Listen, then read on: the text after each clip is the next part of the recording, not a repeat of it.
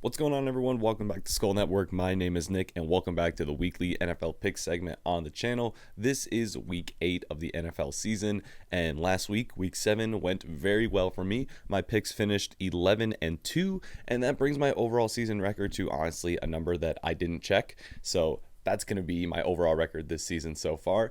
We are now, as I said, in week 8. Here are the teams on bye for this week. It's just 2, but let's not waste any more time. Let's get right into the picks. Kicking things off, we have what looks to be one of the best Thursday night football games ever with the Arizona Cardinals and the Green Bay Packers, and I'm very excited for this game. Not just because it's supposed to be a really good game, but as a Vikings fan, I've picked the Packers every single week leading up to this because there's not really a team that I thought has had a chance to beat them.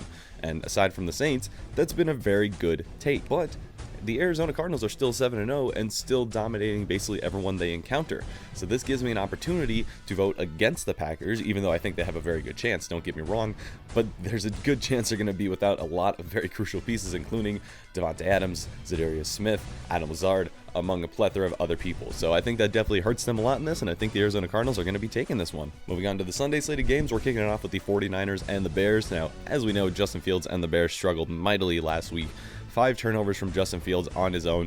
Now, San Francisco obviously isn't looking super great as well at this point, but I think they're a little bit more of a competent team. They still have a very good defense, and I think that Justin Fields has a very high chance of struggling again against, like I just said, a very, we'll call him competent defense. And I don't know, I just don't like where Chicago's going, and until Justin Fields shows me any signs of life, I just can't go with the Bears. So I'm going to be picking San Francisco on this one. Up next, we have the Steelers and the Browns. Now, as we know, the Browns were able to still pull out a victory, albeit against Denver last week, even without a lot of major pieces. And the Steelers coming off a bye, so they should have some fresh legs. They still have Big Ben, though, so that's kind of their big caveat. And this one, I think it's going to be pretty close. It's an interdivision matchup, but I do ultimately think that Cleveland can still pull out these sorts of games, even though it's going to be a tough division game. Yes, I like Najee Harris on the other side of the ball in the receiving core for Pittsburgh, but for some reason, I want to keep rolling with the Browns. I kind of have that 2017 Case Keenum feeling just because I'm a Minnesota Vikings fan. So I think they got something good over there. I don't know how long it'll last, but I think they're in pretty good hands until Baker Mayfield comes back. I'm going to be taking the Cleveland Browns in this one. Up next is the Dolphins and the Bills. I'm not going to spend any time on this. We know both of these teams and the skill level that they're at. I'm going to be taking the Buffalo Bills 100% on this one. A similar story for the next game. We have the Jets and the Bengals. The Bengals showed off against the Ravens and are showing that they're one of the top teams in the AFC, which I don't think anyone thought that we would be saying. And now Zach Wilson is out for the Jets, as if things weren't going poorly enough with Zach Wilson in. Yes, they just traded for Joe Flacco, but that's not going to matter here. The Bengals are going to be taking this one very easily. Up next, we have the Panthers and the Falcons. Now, if you ask me 3 games into the season who would win this sort of game, of course I would say Carolina because things were going so well for them. But Sam Darnold managed to get benched last week for PJ Walker, and Kyle Pitts is emerging, and Calvin Ridley's back. And yeah, the Falcons defense still is not very good in the slightest, but after last week, there's no way I can trust Carolina to do anything remotely productive in any game against basically anyone. So until they can show some signs of life again, I'm going to be taking Atlanta on this one. Up next, we have the Lions and the Eagles. Now, the Lions were very competitive against Los Angeles last week. The Eagles, on the other hand, this seems like one of those games where the Lions could really find their first win. Of course, they are 0-7 right now, and Jalen Hurts has been struggling, to say the least, among with other parts of that team, to say the least again, but I don't think it's that week for the Lions. The Eagles are one of those on and off teams where you could be getting great performances one week and absolutely the complete opposite the next, and I don't know. I just kind of like them going into this week for some odd reason. I think the Lions will keep it close, as they tend to do, but as of right now, I don't think Detroit is going to come out with that first win just yet. I'm going to be taking the Philadelphia Eagles on this one. Next up, we have the Rams and the Texans. Again, I'm not going to spend any time on this one at all. We know these two teams, 5 points last week from the Texans. Good job on you. You're probably going to score even less this week. I'm going to be taking the Rams. Up next, we have the Titans and the Colts. Now, the Titans are on a major hot streak, but the Colts are emerging as a dark horse team as well. There's a lot of good things going for each side of the ball. Jonathan Taylor is really producing now. That Colts defense is playing pretty well. And the Titans, well, Derrick Henry is now a quarterback, so the entire league should be absolutely terrified. Yeah, their defense still leaves a bit to be desired, but A.J. Brown looks like he is emerging again. So this one is honestly a toss-up. It's an AFC South battle, so you know it's going to be close.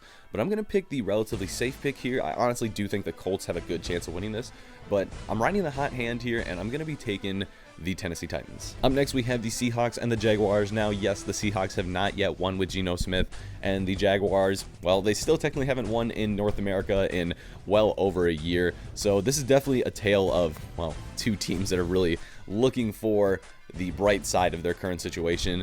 And yeah, I think the Jaguars have a good chance of getting their second win here just because of the situation the Seahawks are in, but I still just don't like that Jaguars team much at all. You're still being coached by Urban Meyer, so that's your biggest caveat there. This one is kind of like one of those picks where I'm not the most confident about it, but I'm going to be taking the Seahawks here. Up next, we have the Chargers and the Patriots. Now, the Patriots absolutely balled out last week. Yeah, sure, it was against the Jets, but if you put up 54 against any NFL team, I'm going to call it impressive. Now, the Chargers, they're coming back off a bye, so they should be fresh and rested, all that good stuff. And I think they're going to have a big bounce back compared to the last game they had against the Ravens. Obviously, that was really embarrassing. I think that offense gets back on track. I think New England can keep it close. I just don't think they will for the entirety of the game. I think the Chargers will end up coming out on top on this one. Up next, we have the Bucs and the Saints. Tom Brady still playing at MVP levels. And the Saints, well, they barely pulled it off against a Russell Wilson-less Seahawks team. And again, they're still one of the most volatile teams in the league. So I don't have much confidence in them in this game, and rightfully so. I will be taking the Tampa Bay Buccaneers. Up next, we have the Washington football team and the Denver Broncos. Now, Taylor Heinicke is certainly showing more and more signs of life from week to week. Not 100% sure at the moment, at the time I'm recording this, if Ryan Fitzpatrick will be playing. But regardless, you're still playing Denver, who, sure, they still have a pretty good defense, but it just looks like they're confused on offense. Couldn't really do a whole ton against the Browns, who, again, were down quite a few pieces. And even that defense that I just mentioned, Case Keenum, and I don't even remember the Browns' backup running back at this point, they still went off on them. So this is another one of those games where I'm like, yeah, technically the Broncos could stay in it. They could win, but I just don't have a good feeling about the Broncos right now. Starting off 3-0, and, well, we know what they have done since. So I'm going to be safe here. I'm going to pick the Washington football team. And moving on to Sunday Night Football, we have the Minnesota Vikings and the Dallas Cowboys. Both of these teams are coming off of bye, so they're both going to be fresh legs. You know, Dalvin Cook versus Zeke Elliott. You know, all the good storylines that you want. Halloween night game. And this is probably one of the matchups of the week. Now, a lot of people probably don't put that as their matchup of the week because, A, they're not a Vikings fan. 2, they think the Vikings being 3-3 is like not super exciting, but as Vikings fans, we all know what our record really should be. But do I need any more explanation from you guys? Yeah, these teams are actually very similar on paper with the receiving core, the great running back. I guess the Cowboys defense, you could say, is playing a little better this year, but the Vikings are definitely improving from week to week. I'm not going to explain much more. You guys understand me in this channel. It's going to be the Minnesota Vikings winning on Halloween night. And ending things off, we have the most intriguing game of the week, I would say. Monday Night Football with the Chiefs against the Giants. Now, as we know, the Giants went in and somehow took care of business. Yeah, it was against probably one of the worst looking teams in the league over the last 3 weeks in the Carolina Panthers. And the Chiefs, they just continue to struggle at a level that no one expected. Patrick Mahomes continuing to turn the ball over. Looks like he has cleared concussion protocol, so he should be playing.